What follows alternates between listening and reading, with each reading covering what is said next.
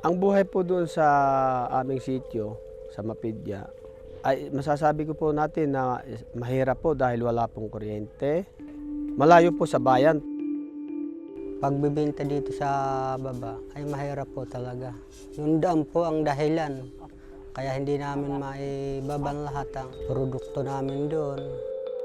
Paghirap po kapag pagmumotor, talagang hirap na hirap po yung pagkakarga sa motor, ng mga pananim namin. Talagang pinagtitis na lang po namin yung hirap na nangyayari sa aming buhay.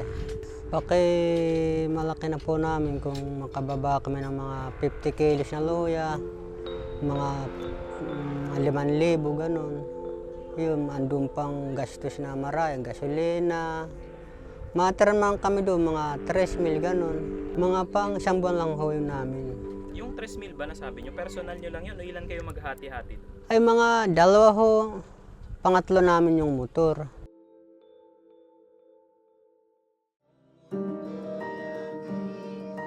Na napakahalagang biyaya po ang nagawa ng Operation Blessings. Una sa aming mga kabataan na tinutulungan para sila ay maipagpatuloy ang kanilang pag-aaral.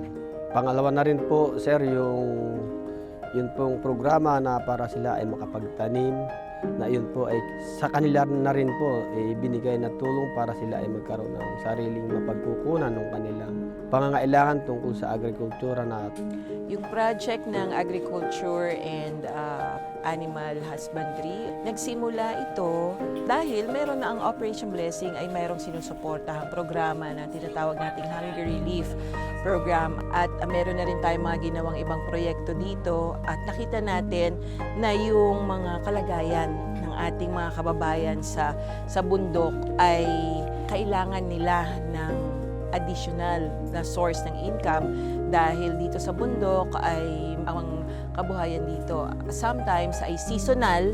Ang goal natin ay madagdagan ang kita nila ng 50% over sa kanilang kasalukuyang mga pinagkakakitaan. Pag meron silang kinikita ng mas malaki, makakapagpakain sila ng kanilang pamilya, mababayaran nila yung kanilang mga pangangailangan and they can even send their children to school.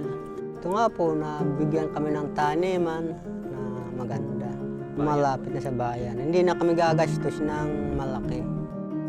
isang napakalaking biyaya po. Kaya po, patuloy po ang aking panalangin sa Panginoon na nawa po ay patuloy po bigyan ng higit pang magandang biyaya ang Operation Blessing para marami ang matulungan.